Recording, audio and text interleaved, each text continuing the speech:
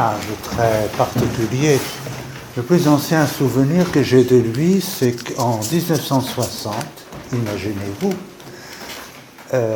j'étais à l'entrée, qui n'était pas encore là, mais ici, et il est entré, je ne connaissais pas ce moine, il avait un bâton, parce qu'il avait fait plusieurs accidents de voiture, c'était une spécialité.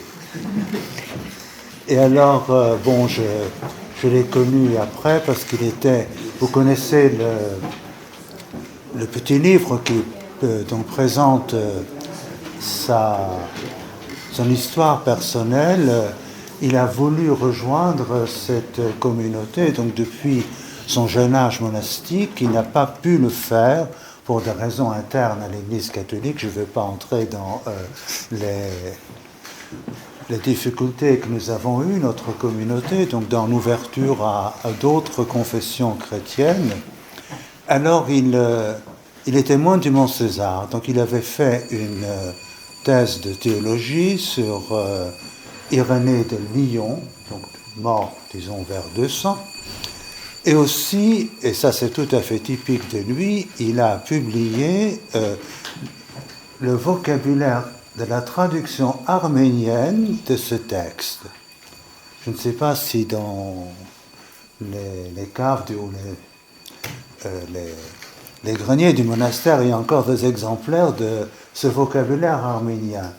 Donc c'est un texte grec traduit en arménien, traduit en latin, et dont le grec a pratiquement disparu.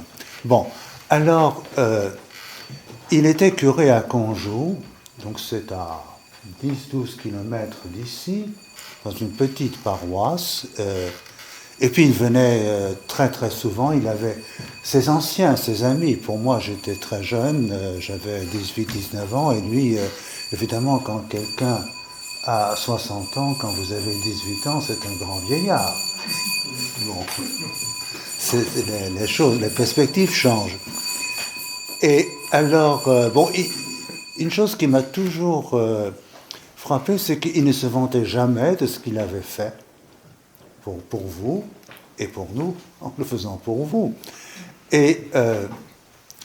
Mais il avait un sens de l'humour. Donc, c'est-à-dire une espèce d'auto-ironie qui ne se prenait jamais au sérieux, encore moins tragique. Alors, je l'ai rencontré après. Donc, il a pu rejoindre la communauté enfin. Je ne me rappelle plus l'année exacte, mais ça doit être 61, 62.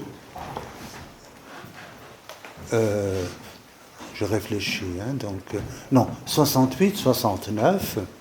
Et il a été envoyé à Rome au collège grec. Alors, le collège grec, c'est un peu le système qui existe aussi dans le monde britannique, donc college, d'Oxford et de Cambridge.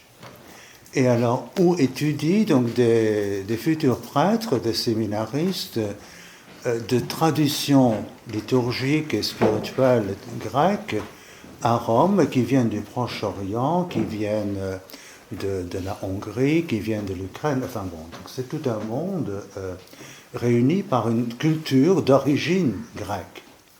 Alors, il a été là pendant quelques années, jusqu'à ce moment où il a eu ce début de Parkinson.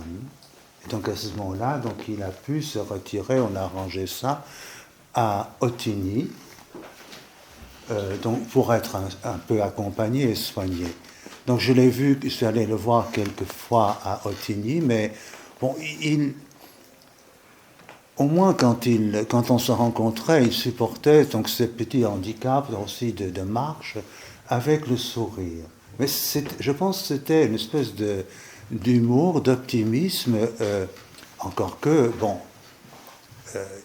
c'était quand même dur par un homme très intelligent de ne plus pouvoir s'exprimer.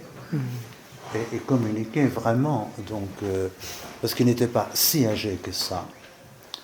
Bon, alors je sais qu'il est décédé à Ottignies, à l'hôpital, donc il était dans une maison de repos. Et donc de cette maison de repos, il était bien soigné, mais enfin nous n'étions pas capables de le soigner comme il convenait ici. On n'a pas, comment dire, l'entourage médical. Alors bon, donc il est mort je pense qu'il est tombé, il s'est cassé le col des fémurs. À ce moment-là, bon, on n'opérait pas encore d'office, etc. Donc il est mort. Il est trépassé, je préfère ce mot. Il est né au ciel. Trépassé, disons, laissons ça. Et alors, bon, on l'a enterré ici d'une manière très simple. Et ce n'est que donc après, petit à petit, donc aussi on a pris conscience d'une partie de sa vie. C'est une partie de sa vie, donc où il s'est engagé. Bon, il y a notre plus ancien qui a 101 ans et qu'il a bien connu, mais je ne sais pas s'il a des souvenirs précis. Donc alors, on l'a enterré très simplement. C'est petit à petit après aussi, je crois, que le monde juif a découvert son rôle. Donc progressivement, parce que lui-même ne s'est jamais vanté de quoi que ce soit.